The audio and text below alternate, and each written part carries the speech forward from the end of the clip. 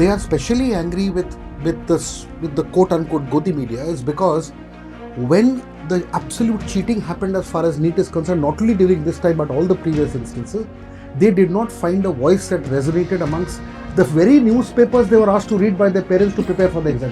काम असले ते येयल्ल्या लोकांची राजकीय भूमिका समजून घेवप ती न घेता त्यांनी अशें दाखयलें की थंय सिगरेट ओडून ती अपवित्र जाली. म्हाका दिसना टीबी कुणाक अजिबात वायट दिसतलें आसलें आपल्या कडेन कोणी उलयलें. असंस्कृतचो जे एक पांघरूण संस्कृतपणाचे जे एक पांघरूण आमी घालून जे समाजान नाटकी वागतात पळय, कारण आमच्या दिसाचे आमी सगळे हिरो, सगळी पापां आमची रातची, पूण ही पिढी जी आसा तांकां दीस आनी रात लागना. जे कितें आसा तें आसा. गुजान ह्याच्या निषेधान कितें पत्रक बीन काडला असो म्हाजो प्रश्न आसा. जर गुजान त्याच्या विरोधान पत्रक जर काडूंक ना जाल्यार उदक खंय पावला तें आमकां कळटा. म्हणजे जो हुकूम मेरे आका अशें जाल्लें आहा तें. भुरगे कित्याक आक्रमक जाले? अरे ते भुरगे आंदोलन करतात जाल्यार थंय एंकर सांगता इनको पाकिस्तान से फंडिंग आया है, इनको ये है, इनके पीछे ये है, एंटी नॅशनल एलिमेंट्स है.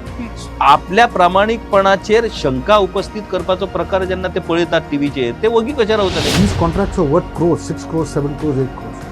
Now with this kind of money coming in, the government becomes your client.